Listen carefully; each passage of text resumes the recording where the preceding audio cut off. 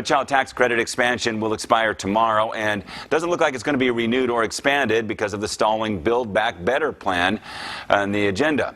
So how will families cope with this changing situation? Financial advisor Jeff Bangerter joins us now live to talk more about this. So Jeff, thanks first of all for joining us this morning. And as we head into the new year, what should we expect for this? I mean, it obviously is going to end, right?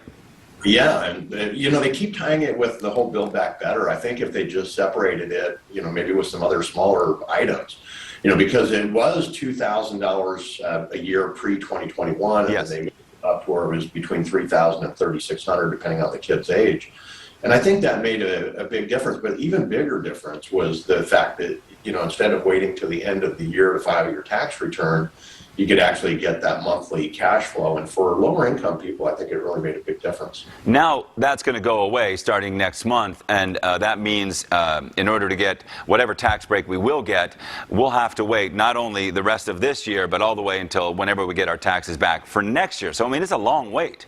It really is. I mean, you're going from, again, this monthly cash flow, which, they're not huge dollars, even if you're getting $3,600, so $300 a month. But that makes a difference. When I was raising kids, we didn't get any help, and yet I have two kids that both have kids. I got grandkids from both my son and my daughter, and they're getting this. And I think it's helpful for families for sure.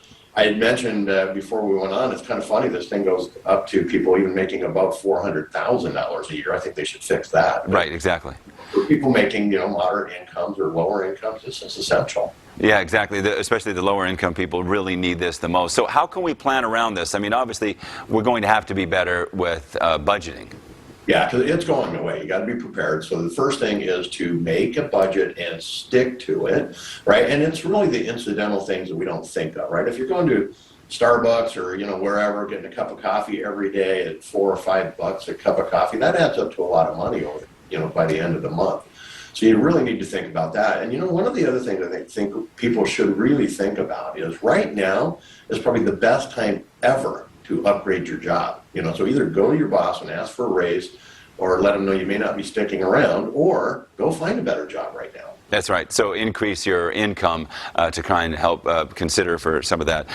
Jeff, it's always great to talk to you about this. Hopefully they figure something out about this, but families need to be prepared heading into next year. Jeff Bangerter, thanks so much for joining us this morning. Yeah, thanks for having me.